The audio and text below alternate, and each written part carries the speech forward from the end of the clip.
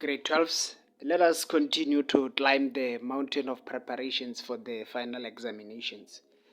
It is not lost on me that many of you have been struggling with physical sciences, mathematics, and other subjects. And it is also not lost on me that many of you have been experiencing poor performances in those subjects, despite the little effort you've been putting in studying, and despite the little effort that your teachers and educators have been putting in ensuring that you understand those subjects, even though you never understood them.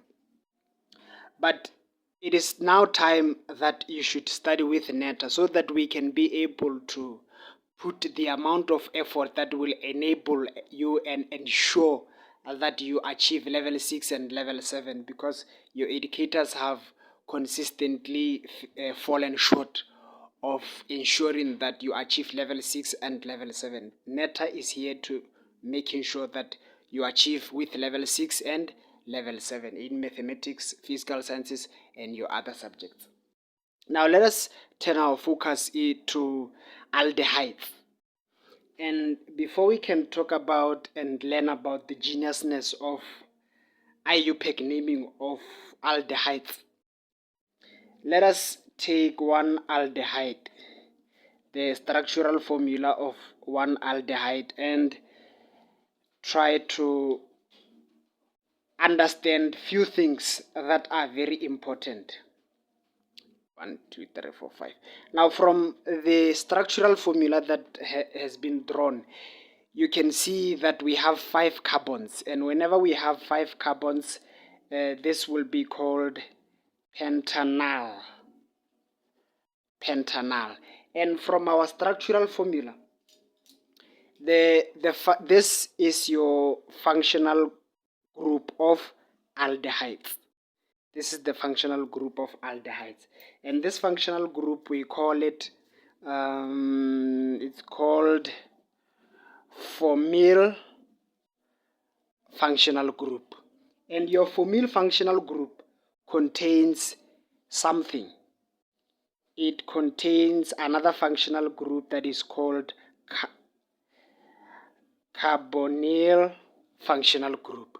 So your aldehydes are organic compounds that have formyl group as their functional group, but they also contain carbonyl functional group, that is your aldehydes. Now let us get into the IUPAC naming so that we can understand the geniusness of how the naming of aldehydes come about. You must remember that any IUPAC naming of any homologous series demands that you understand the prefix that should be used that represent and illustrate the number of carbons in the parent chain. And whenever there is one carbon, the prefix to be used is meth. When there are 2 carbons, we will use eth. When the carbons are 3, prop will be used. And when you have 4 carbons, boot will be used. Where 5 carbons, you will be using pent, and 6 you will use hex as your prefix to indicate the number of carbons in the parent chain. So when we have aldehydes where there is only 1 carbon, this is hydrogen, not oxygen. Where we have 1 carbon, this is what we will call your methanal. And where we have 2 carbons, this is what will be called your ethanal. And where we have 3 carbons,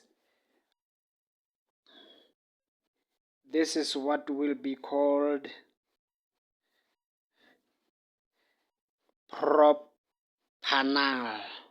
So that is the aldehydes. That's how we encounter and deal with the geniusness of the IUPAC naming of the aldehydes.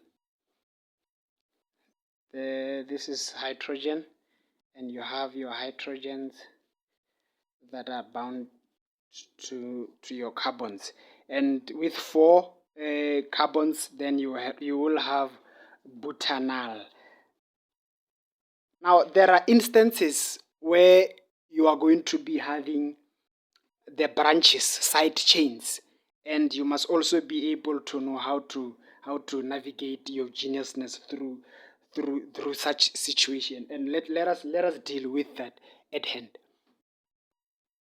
Now, suppose we have an aldehyde,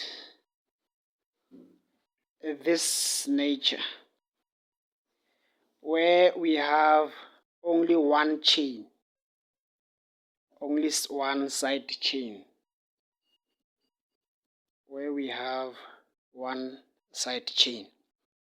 Now, from our aldehyde, you can see that we have a side chain that is emerging from the parent carbons.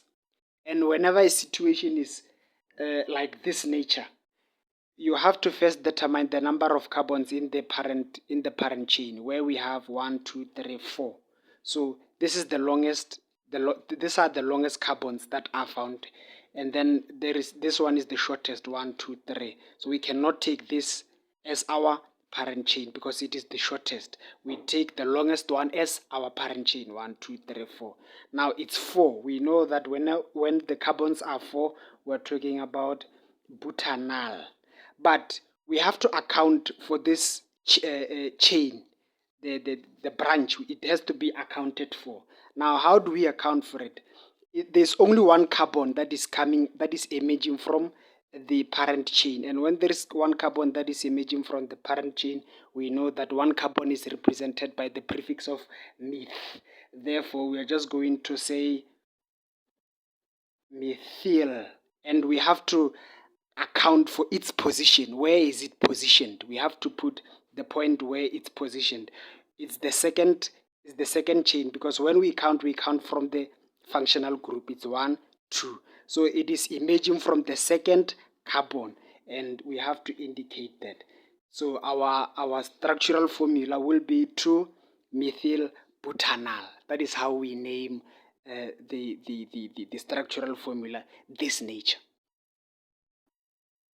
Now, in the case you might have not understood anything that has been happening throughout the course of the lesson, please ensure that you submit all of your confusions to our WhatsApp study session so that we can be able to fully instill understanding in topics of aldehydes and topics of organic chemistry, so that you can be able to walk into the examination room fully prepared.